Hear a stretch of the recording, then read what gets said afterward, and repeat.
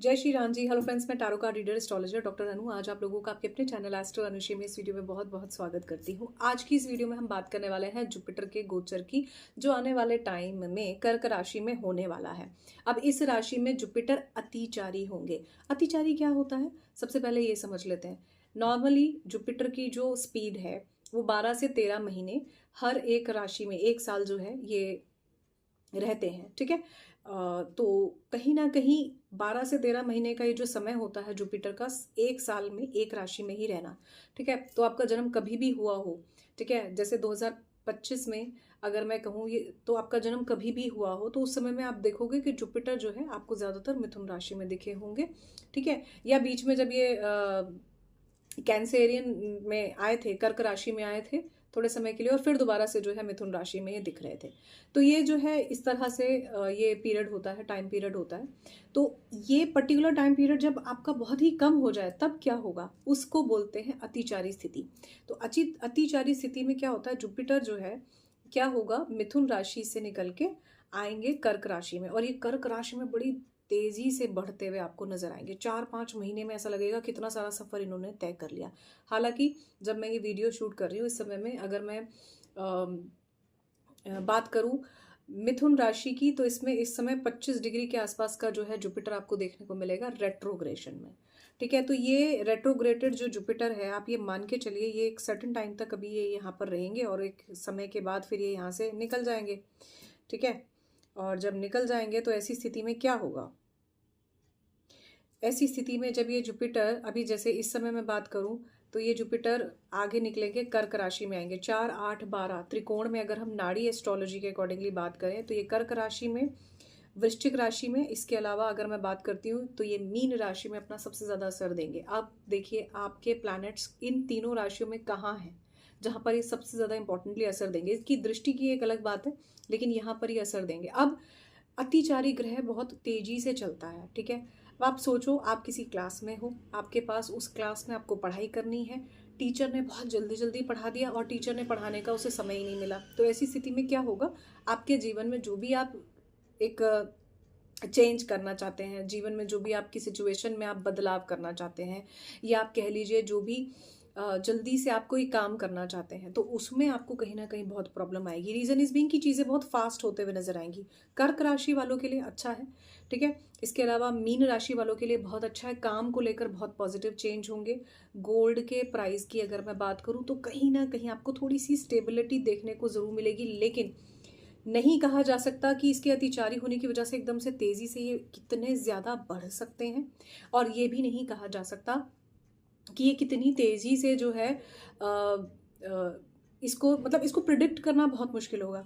इसके साथ साथ यहाँ पर अगर मैं बात करूँ, क्योंकि ये चंद्रमा की खुद की राशि है जहाँ पर जुपिटर है, तो अब ये तो है नहीं कि ये कोई गजकेसरी योग जैसा है, लेकिन ये जो है जब चंद्रमा कर्क राशि में जब जब भी आएंगे, ठीक है, और जब, क्योंकि चंद्रमा सबसे तेजी से रोटेट करते हैं, तो जब भी कर्क राशि में चंद्रमा आएंगे उस समय में आप देखेंगे कि कितनी तेजी से जो है आपके मन की विशेष भी पूरी होती हुई नजर आएंगी। साथ ही साथ आपको गोल्ड और चांदी के रेट में भी काफ़ी तेजी से फर्क देखने को मिलेगा।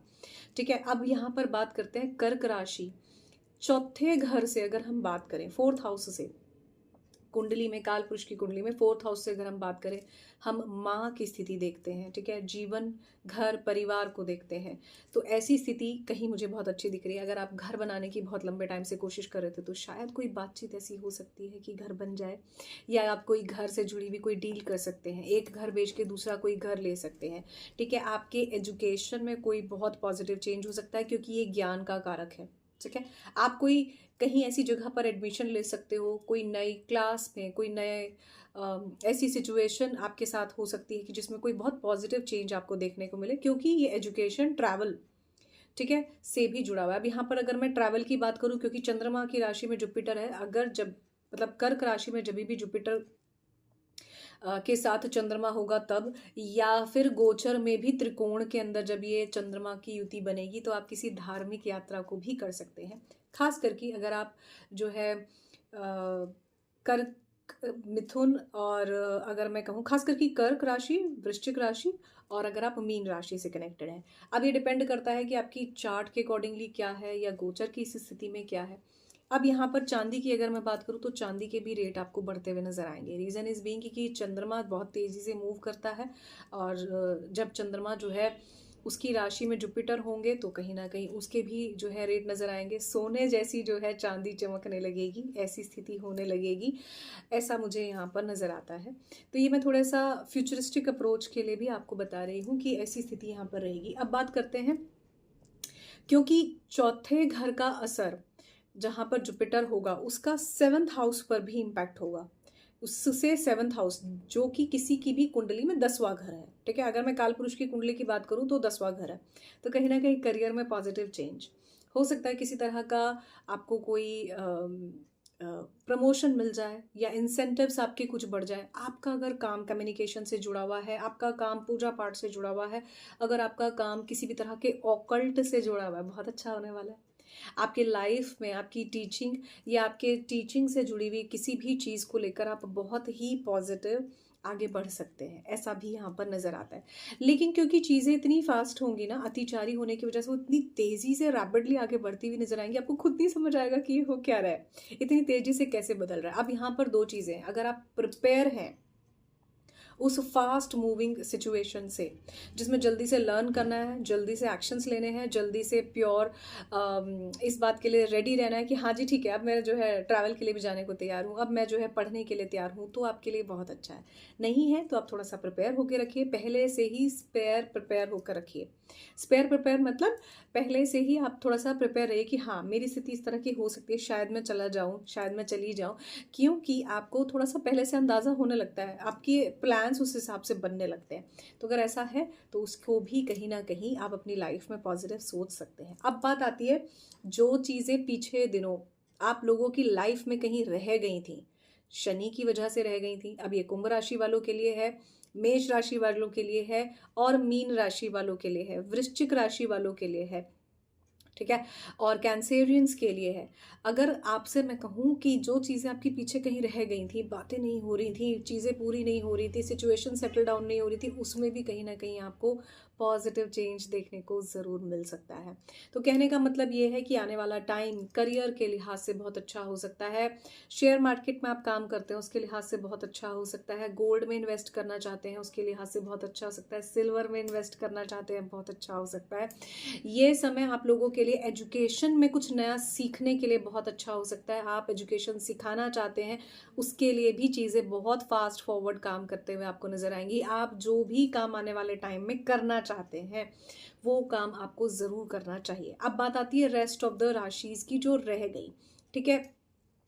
तो टॉरस, वर्गो, कैप्रिकॉर्न, अगर मैं आप लोगों की बात करती हूँ तो ऐसी कोई समस्या वाली बात नहीं है, आप फ्लो के साथ चले, आपके लिए कोई ऐसी दिक्कत नहीं होगी, क्योंकि कहीं भी आप गोचर में इतना ज़्यादा परेशान नहीं हो रहे हैं, ठीक है। मिथुन राशि की लाइफ में थोड़ा सा उथल पुथल रहेगी, जो पार्टनर चले गए थे वो वापस आएंगे, जो पार्टनर नए बने थे वो छोड़कर चले जाएंगे, जो पार्टनर आपके जीवन में हमेशा चलने वाले हैं उन्हीं के साथ आपकी दोस्ती होने लगेगी, जो लोग आपसे कहीं छूट रहे थे, आपसे कहीं दूर जा रहे थे, वो लोग आपकी तरफ फिर से वापस आएंगे। आप खुद इनिशिएट लेंगे उनकी तरफ वापस आने का, क्यों? क्योंकि आपको वो जो है एनलाइटमेंट फिर से हो जाएगी जो आपसे कहीं दूर जा रही थी।